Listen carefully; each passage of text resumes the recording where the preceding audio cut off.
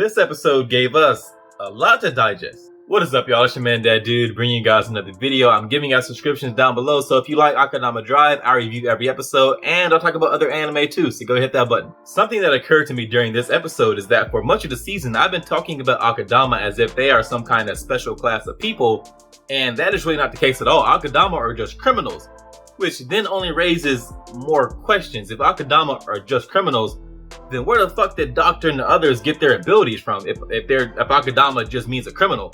Like, the Akudama we've seen so far, with the exception of Hoodlum and Swindler, even though Swindler's not really an Akudama, have all these special abilities.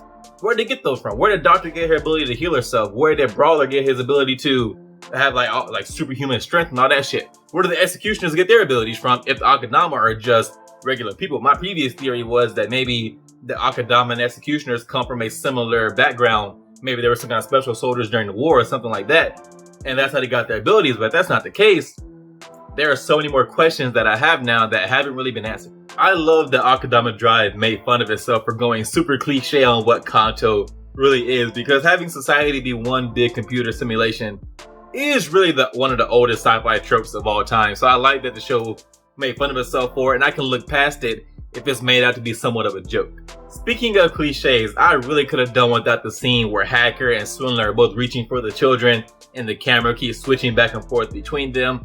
It was just so cheesy to me. Like, it was just so, again, tropey, that had them going back and forth and they're both yelling as they go reach for the children, and that shit just didn't need it at all. Also, really didn't need the whole monologue monologue from Swindler when she's talking about why she's going to save the children and the life she wants to give them.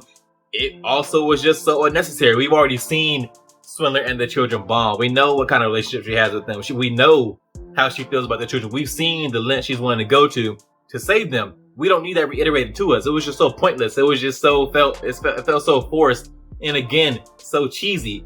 For not having been in the show all that much, Hacker is actually one of the characters I like the most, and so it seemed like he was able to back up his mind data or whatever you want to call it onto this Swindler's phone thingy. But if not, I think that is a fitting end for what his character was. He went out doing what he enjoyed. He got the challenge he had been looking for. So if that is all we get from Hacker, I'd be cool with that. Although part of me does want him to live on and have some kind of role to play in whatever future seasons we may get of this show. Well, I don't know, with the way the story is going, we might not get another season. This might just be like a one season kind of show. And if that's the case, as long as it ends well, I'm totally fine with that. But if the story does continue, I would like Hacker to stay around because I just like him so much as a character. How many people did the Executioners kill to get the riots under control? Like, it had to be thousands of people. The streets are full of people. And if that's the case, that's bound to have a lasting effect on how the people view the police and the Executioners. It may even really create more Akudama in the long run, because generally authoritarian rule only creates dissent within people. And so the more the Executioners try to crack down on people, the more people are going to then hate the Executioners, hate the authority, and then be more prone to commit crimes. It is kind of a self-perpetuating thing where the more you try to crack down on crime, the harsher you get on crime, a lot of times the more crime you then create. So how is that going to affect the relationship between the police, Executioners, and the people? I'd imagine it would then push more people to become Akudama. What do you guys think this special place that Hacker found is going to be? I wouldn't be surprised if it's some kind of small town or city that has managed to survive independently of Kansai and Kanto, and then Swindler finds it and she just lives happily ever after with the children.